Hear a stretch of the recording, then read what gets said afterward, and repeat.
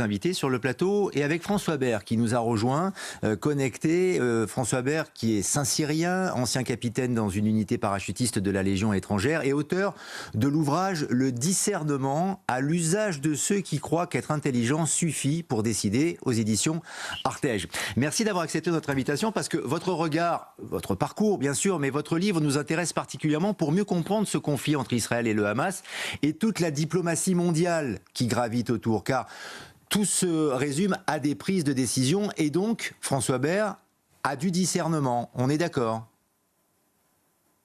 On est bien d'accord, et si je pouvais essayer d'apporter quelque chose à cette réflexion, sachant qu'on est, encore une fois, je ne suis pas du tout un expert du conflit israélo-palestinien et que j'ai seulement l'angle de discernement, c'est de voir d'une part comment on arrive à se mettre enfin sur du temps long pour que les choses puissent changer, et d'autre part, comment on calibre une décision, j'allais dire, à proportion de contexte.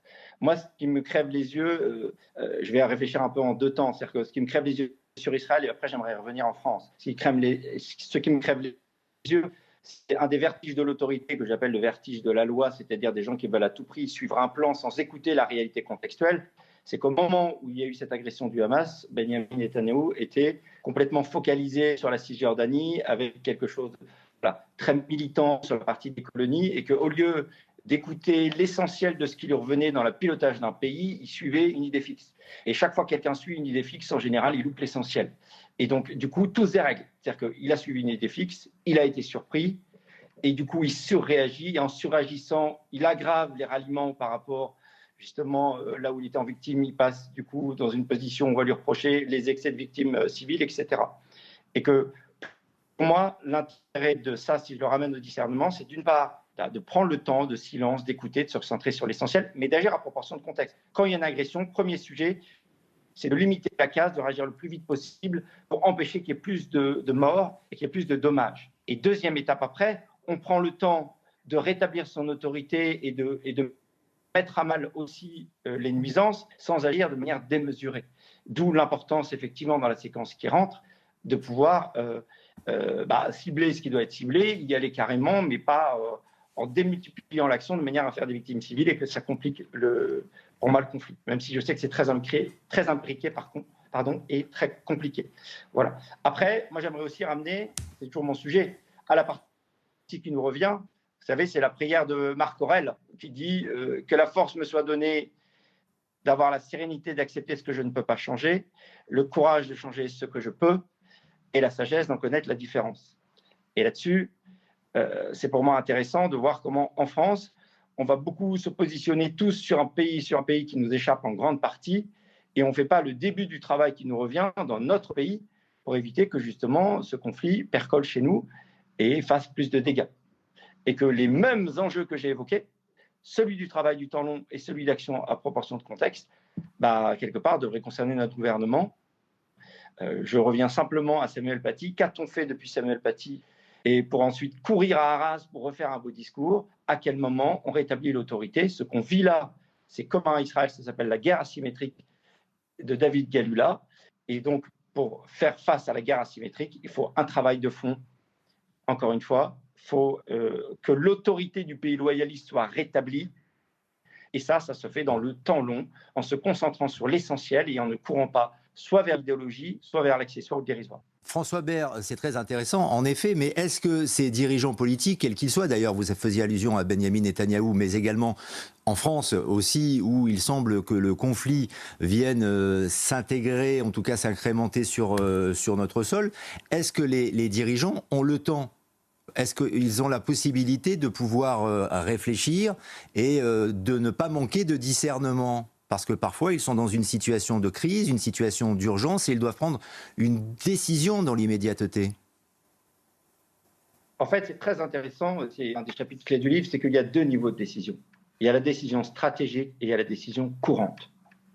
Donc ça, c'est le premier sujet, c'est qu'il y a des décisions sur lesquelles, malgré tout, on a le temps. La décision, Benjamin Netanyahou, il a une décision d'urgence, effectivement, qu'une agression est une décision d'urgence de vite mobiliser pour faire face à l'agression en cours. Ça, c'est une évidence. Là-dessus, on est dans la décision courante d'urgence. Sur la décision stratégique, qui est comment on se repositionne une fois qu'on a limité les dégâts, là, en général, il y a un petit peu de temps. Il faut tout sous-peser pour éviter, par précipitation, de faire n'importe quoi. Et il y a eu autant de surréactions qu'il y avait eu une absence d'anticipation, une vraie symétrie entre les deux. En France, c'est exactement pareil. Quand vous avez Dominique Bernard qui est assassiné à Arras, à quel moment le rôle d'un président, c'est de courir sur l'événement pour se mettre dessus. C'est donner un pouvoir démultiplié aux gens qui sont auteurs de méfaits s'ils sont capables de convoquer un président en claquement de doigts. Précisément là-dessus, son sujet, parce qu'en l'occurrence, même sur la décision d'urgence, il complique le travail policier sur place, quand il arrive sur place, parce que ça devient une des priorités de faire la sécurité des personnalités plus que de faire la sécurité du site, sans parler du fait que certains marchent sur la scène de crime. Mais, vous voyez, sur un cas comme ça, la décision d'urgence, c'est que le travail continue à être fait sur place pour limiter la casse, qui revenait concrètement à l'autorité locale qui était tout à fait pertinente pour le faire. Et il y a un travail de fond à faire pour dire, maintenant, une fois qu'on a fait ça, qu'on prend du recul et qu'on se tait, comment je rentre dans l'action de long terme pour que les choses changent. Le discernement, c'est prendre ce temps de travail-là et surtout d'être un peu têtu. Je finis juste là-dessus. On a des politiques qui sont des écumologues, qui courent partout parce qu'ils sont sans cesse happés par l'événement. Du coup, ils subissent ça. Vous faites souvent dans votre ouvrage, effectivement, aujourd'hui, François Bert, le discernement. J'étais en train de chercher la maison d'édition aux éditions Artege. Vous faites souvent référence à Napoléon et au général de Gaulle. Qu'aurait fait Napoléon, qu'aurait fait le général de Gaulle dans la situation qui nous préoccupe aujourd'hui ?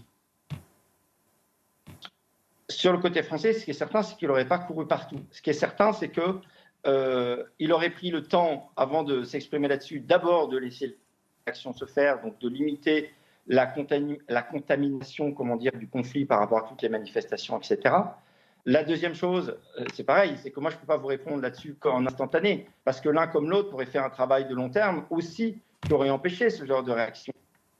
C'est-à-dire que si je prends le cas de Napoléon, il a fait tout un travail de fond sur la loi pour faire en sorte que l'état de droit soit installé et qu'il y ait une articulation police-justice qui fasse que l'autorité soit respectée. Aujourd'hui, on a une articulation police-justice qui est en souffrance, ce qui fait que faire tous les efforts policiers que vous voulez, si la justice ne punit pas, il y a un sentiment d'impunité. S'il y a un sentiment d'impunité et qu'en plus il est facile de se victimiser, on donne un pouvoir démultiplié qui fait que ça s'embrasse tout de suite en France. Donc ça ne va pas se résoudre comme ça. Donc, si je réponds à votre question, la décision d'urgence, c'est de mettre fin effectivement à toute une série de manifestations excessives. Il y aurait un vrai sujet pour moi de voir comment on confronte les partis qui sont quelque part complices du désordre et qui sont quelque part aggravent le phénomène Galula en prenant toutes les colères en compte pour créer une sorte de grand soir permanent.